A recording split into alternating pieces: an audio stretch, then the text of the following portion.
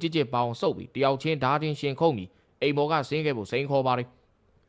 တပည့်တပန်းအလွန်ပေါ်များပြီးလူမိုက်ချင်းချင်းပင်ကြောက်ရတော့လူမကြီးပုံနာဘာထုံအိမ်ပေါ်ကလုံးဝဆင်းမလား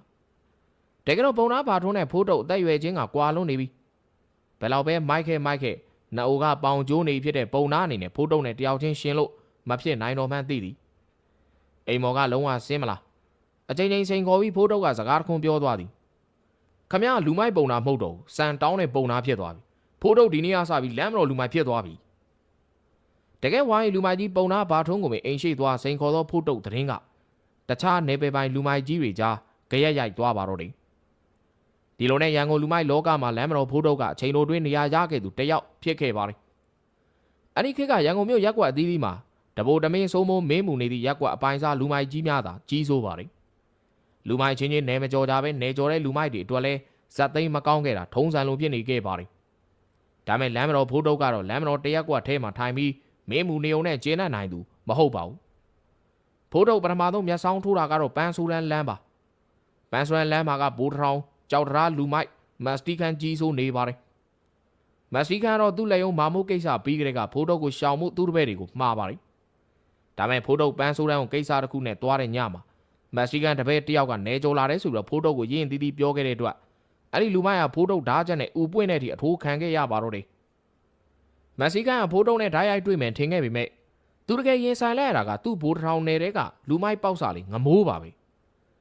မက်စတီကန်ရဲ့တပည့်တွေကြီးစိုးနေဘိုးထောင်ဖျားပွဲတော်ညမှာဘိုးထောင်မြို့နယ်တဲ့ကပြန်ကြပေတင်နေတဲ့စိုးသွမ်းလူငယ်လေးတယောက်ကမက်စတီကန်တပည့်ကလားလူမိုက်၈ယောက်ကိုဓာတ်နဲ့ဝင်ပိုင်းပါတယ်ကလားလူမိုက်၃ယောက်သေးလူမျိုးပါဒဏ်ရာရသွားကြပြီးတော့ကျန်တဲ့လူမိုက်တွေလည်းခွေးပြေးဝက်ပြေးပြေးခဲ့ရပါတော့တယ်ဒီချိန်ကစလို့မက်စတီကန်ကပန်းဆိုးတန်းကိုဖိုးတုပ်လက်ဘိုးထောင်ငမိုးလက်အပ်ပြီးတော့လူမိုက်လောကနေတဖြည်းဖြည်းနောက်ဆုတ်သွားပါတော့တယ်လမ်းမတော်ဖိုးတုပ်နဲ့မရှိမနှောင်းမှာပဲဓာကြီးကျွဲပါတယ်ဆိုရဲဘိုးထောင်ငမိုးရဲ့နာမည်ဟာလည်းရန်ကုန်လူမိုက်လောကမှာတဖြည်းဖြည်းကြီးမားလာပါတော့တယ်